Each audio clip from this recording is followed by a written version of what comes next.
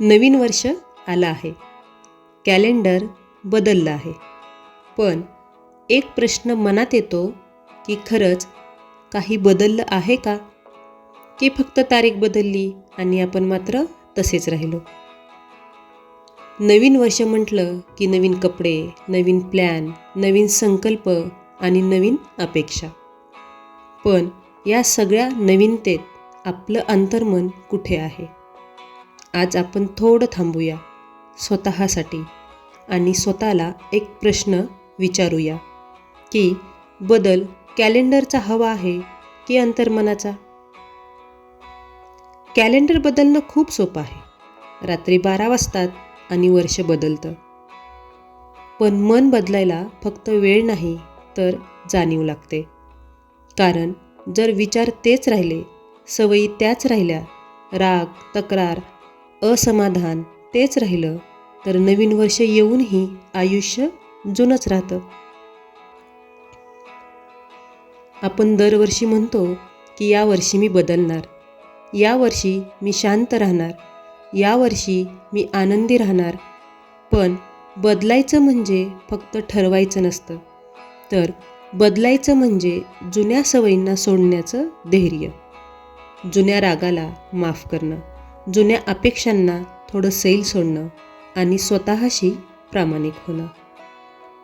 आपल्या ग्रंथांनी, आपल्या विचार परंपरेने एकच गोष्ट सांगितली आहे की बाहेरचं बदलणं नाही तर अंतर्मनात बदल घडणं महत्त्वाचं आहे. कारण अंतर्मनात शांतता असेल तर बाहेरचं जग आपोआप सोपं वाटतं. नवीन वर्ष म्हणजे सगळं मागचं विसरणं नव्हे, तर मागचं वर्ष आपल्याला एक शिकवण देऊन गेलं आहे, चुका दाखवून गेला आहे, आपली कमकुवत जागा दाखवून गेला आहे.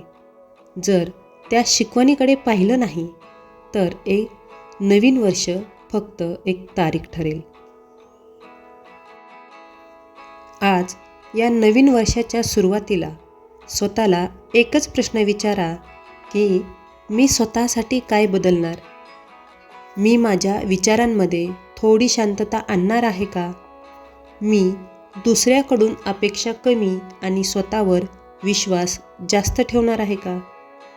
कदाचित सगळं बदलणं जमणार नाही, पण एक छोटी सवय बदलली, एक विचार सुधारला, एक नकारात्मक भावना सोडली, तरीही ते नवीन वर्षाचं सगळ्यात सुंदर स्वागत ठरेल. नवीन वर्षाच्या शुभेच्छा फक्त शब्दात नकोत, त्या आपल्या विचारात उतरूयात. कारण जेव्हा अंतर्मन बदलतं तेव्हाच आयुष्य खरंच बदलतं.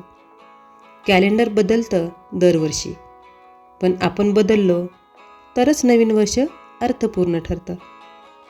या नवीन वर्षाच्या मनापासून शुभेच्छा. हे वर्ष तुमच्या आयुष्यात अधिक शांतता, अधिक समजूत आणि स्वतःशी प्रामाणिक राहण्याचं धैर्य घेऊन येवो.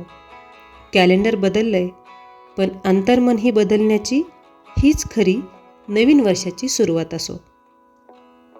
जर हे शब्द तुमच्या अंतर्मनाला थोडंसं हलवतील, विचारांना दिशा देतील, तर या नवीन वर्षाचं हेच सर्वात मोठं यश असेल.